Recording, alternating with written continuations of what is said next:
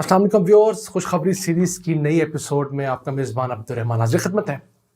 आज मेरे पास आपको देने के लिए 4 खुशखबरियाँ हैं। सबसे पहली तो हमारी बढ़ती हुई एक्सपोर्ट से मुतालिक है।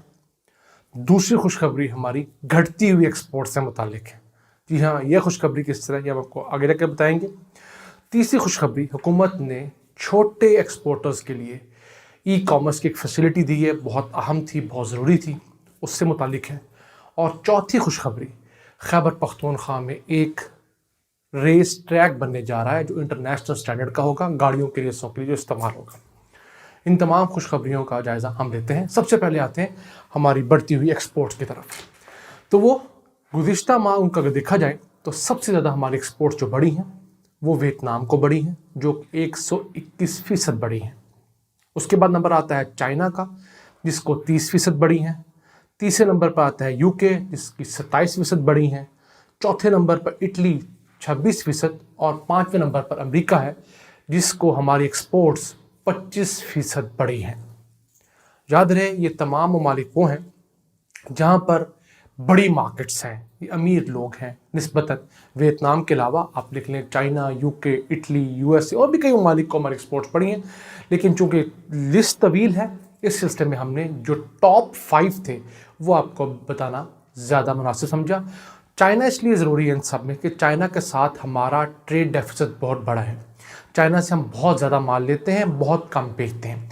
तो अब ये अच्छा हुआ कि हमने चाइना को अपनी एक्सपोर्ट बढ़ाना शुरू कर दी हैं, जिसके बाद आहिस्ता आहिस्ता पाकिस्तानी प्रोडक्ट्स चाइना में अपना मुकाम बनाएंगे। हमने इस सीज़न में चाइना के अंदर आम एक्सपोर्ट किया, अब इंशाल्लाह किन्नो एक्सपोर्ट करेंगे। ये सेकंड सीज़न होगा जब हम किन्नो चाइना को एक्सपोर्ट करेंगे, और चाइना में पाकिस्तानी आम और किन्नो भी बहुत पसंद किया गया है। इसी तरह वियतनाम में लिए बड़ी अच्छी खबर थी कि 121% वियतनाम जैसे मुल्क को हमारी एक्सपोर्ट्स बढ़ी हैं।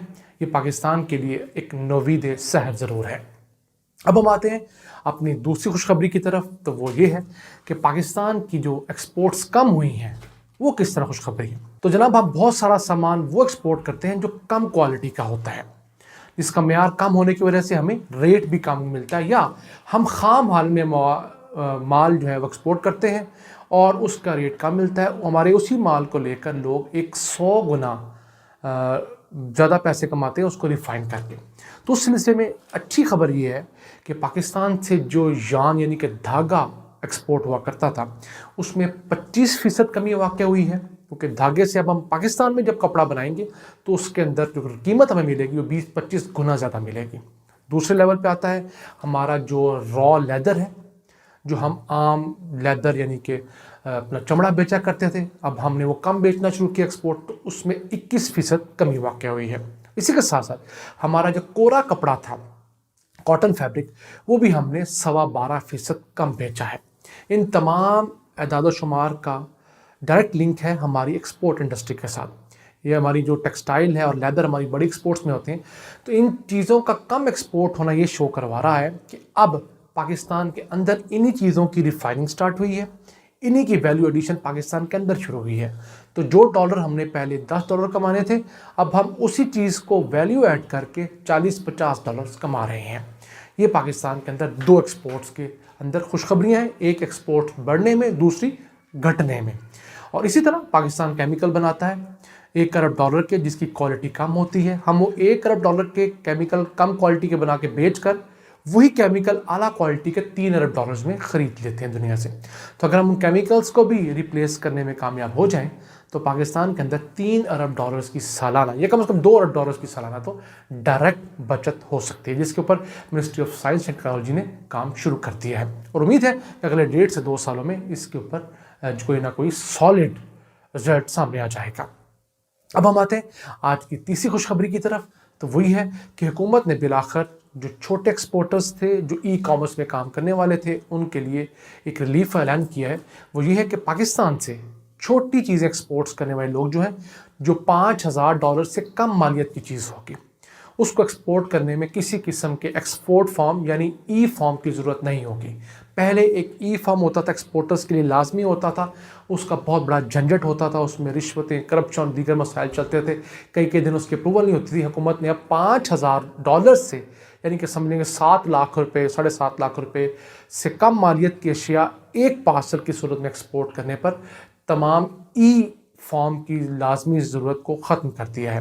اس سے کیا ہوگا، لوکل ہمارے جو چھوٹے تاجر تھے، ہمارے جو ینگسٹر ایکسپورٹ میں آگے تھے، امیزون کے ذریعے ایکسپورٹ کر رہے تھے، باقی چیزوں کے ذریعے، ان کو ریلیف یہ ملا ہے کہ وہ چھوٹی چھوٹی کنسائنمنٹس 4 لاکھ 5 لاکھ 6 7 لاکھ روپے تک کی کنسائنمنٹ بغیر ای فارم کے ڈائریکٹ پاکستان سے ایکسپورٹ کر سکتے ہیں۔ اس میں جو ریلیف ہمیں ملے گا وہ بھی ہینڈی کرافٹس کی فیلڈ میں ملے گا بہت زیادہ، جو لوگ پاکستان سے چیزیں ایکسپورٹ کرتے ہیں، پھر فروٹس کے اندر ملے گا، اسی طرح کے پاکستان کی جو انڈیجنس مختلف سپورٹس کے آئٹم ایکسپورٹ کر رہے ہیں لڑکے، اور پاکستان کے ٹیکسٹائل ایکسپورٹ کر رہے ہیں اپنے طور پر چھوٹے چھوٹے لیول پر، ان تمام ای کامرس والوں کو پاکستان سے ایک بہت بڑا ریلیف ملا ہے۔ کیونکہ ای کامرس کی انڈسٹری گزشتہ جو ہمارا یہ جو پینڈیمک چل رہا ہے، موجودہ بھی ہے، اس تمام پینڈیمک کے اندر اس کے اندر کئی گنا اضافہ ہوا ہے۔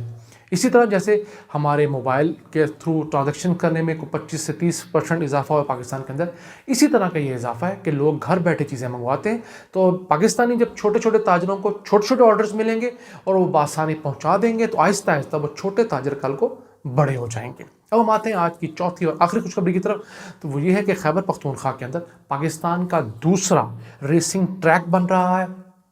پہلا یاد رہے اسلام آباد میں ہے، تو دوسرا ریسنگ ٹریک ہے یہ اسلام آباد والے سے بڑا ہے۔ اس کے لیے پبلک پرائیویٹ پارٹنرشپ پر ایک ڈیل طے ہوئی ہے، جس کے اندر حکومت خیبر پختونخوا صرف زمین مہیا کرے گی، پرائیویٹ سیکٹر اس کے اوپر آ کے پیسے لگائے گا۔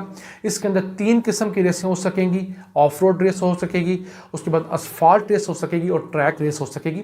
اس کے اندر 1200 کنال جو زمین ہے وہ خیبر پختونخوا کی حکومت دے گی، اس کے اوپر تقریباً 2 سے 2.5 ارب روپے کی انویسٹمنٹ سے ایک خوبصورت سپورٹس ٹریک ارینا بنایا جائے گا، اسٹیڈیم بنایا جائے گا، جس کے اندر 4000 لوگوں کے بیٹھنے کے شائقین کی جگہ ہوگی، ہوٹلز بنیں گے، سروس اسٹیشن بنیں گے، گراجز بنیں گے، تمام فیسلٹیز جو بھی ریسنگ ٹریک کے ارد گرد ہوتی ہیں وہ تمام کی تمام بنیں گی، اور یہ اگلے انشاءاللہ 2 سے 2.5 سال میں ہی کمپلیٹ ہو جائے گا۔